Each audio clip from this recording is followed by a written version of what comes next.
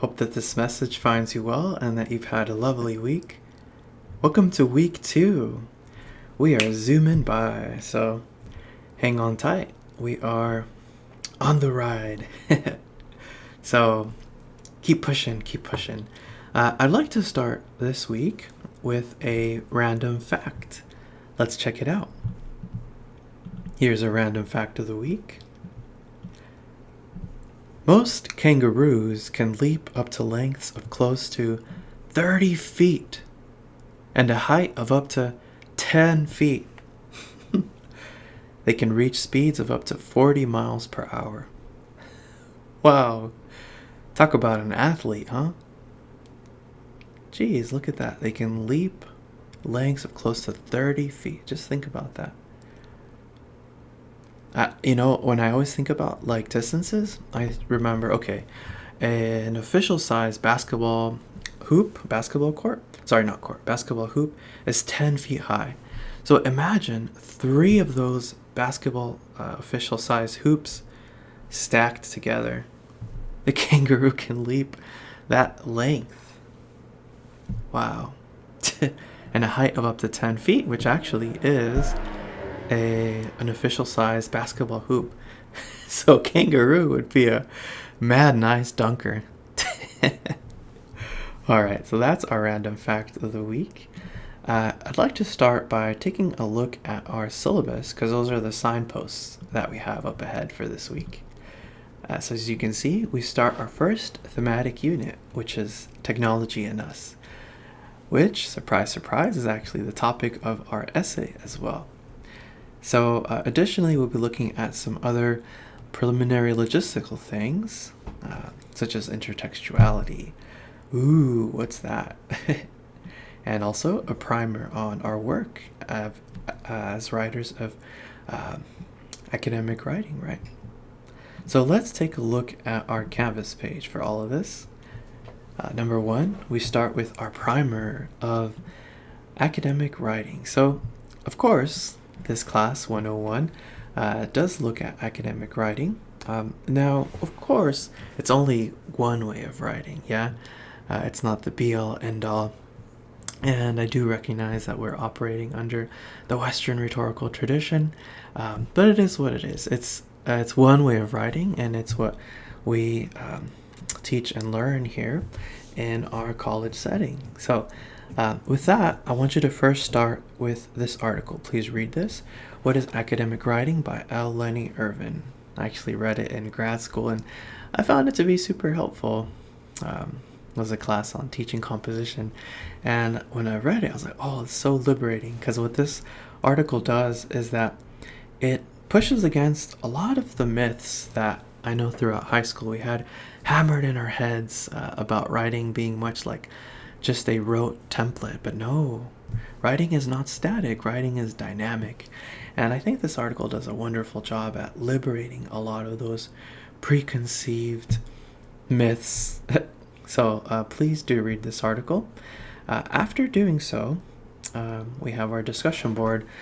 And the assignment is, okay, so, what are some of the key ideas or concepts or golden quotes that stand out to you from this text? So when we say a golden quote, it's kind of like a aha type of quote, or one that is like a type one, like, yes, this is perfect addition. So how can you apply those to your own understanding of the work of academic writing?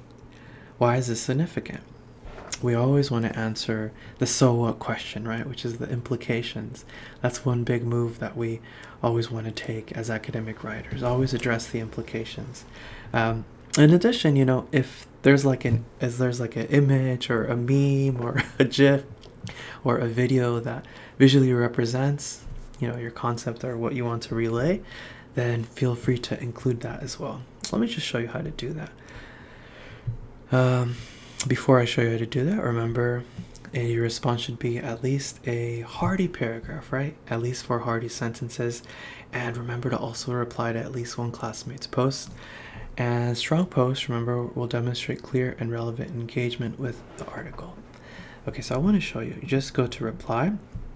After you have typed out your response, let's say you wanted to include like a picture or a GIF or an image that goes with it. As usual, you can just go to Insert, Image, Upload Image, or of course you can always click the icon here, which is the picture one, right? Upload image. It takes you directly to it. So as you can see, in order to do these types of things, you know, where you're selecting like concepts or key ideas or quotes, you need to annotate. Annotating is very, very important. And what I've actually seen, so aside from there being applications that let you both highlight and write marginal notes on PDFs, I've actually seen some students have mentioned that even Canvas allows them to do that. So whether you choose to annotate digitally on a screen with your tablet or anything, or print it out and highlight it and write with it, it's very important that you do so. It doesn't matter how you do it, just that you do it. So when you annotate, you're responding, you're reacting in real time, and you're highlighting and you're writing marginal comments, marginal notes on the side. Something that I do is, as I'm reading, and I'm highlighting, you know, points that are surprising or even points that are important in the reading. Of course, I do skip. I usually just highlight like content words, right? You don't have to be highlighting like articles, like a the. You know, so it should be so that when you revisit and see what you've highlighted, you know what like the general gist is. So what I personally do, I don't even turn the page to the next page until, okay, after I've highlighted, then I write my notes on the margins, then I give myself permission to flip it. And that makes all the difference in the world, because if you can revisit what you've annotated, then, you know, you've done the work of, you know, having for your writing for yourself the important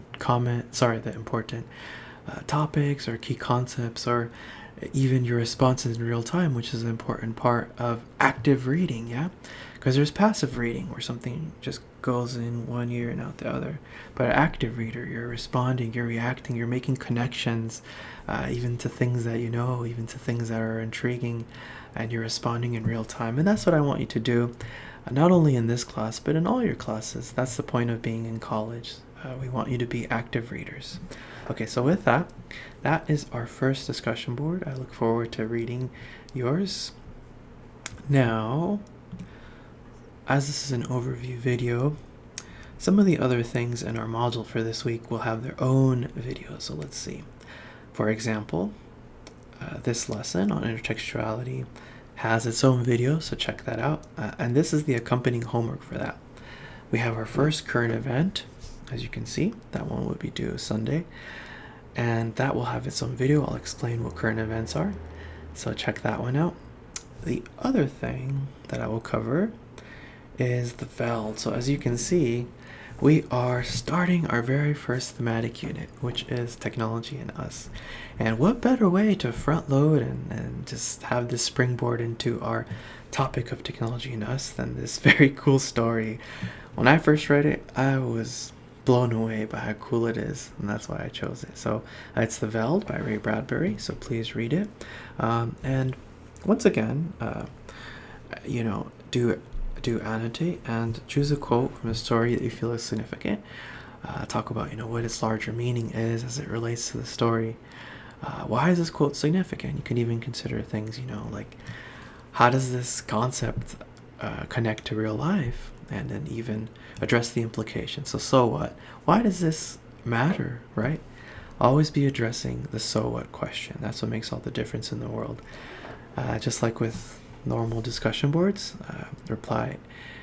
post at least a meaty paragraph, and also reply to at least one classmate's post. And once again, strong posts will demonstrate clear and relevant engagement with the article. Once again, if you want to include accompanying GIFs or pictures, let's do it. Let's pop off, guys. This is our online space, but you know, let's make it fun. We can have pictures and GIFs, so feel free to include that. So that is that one.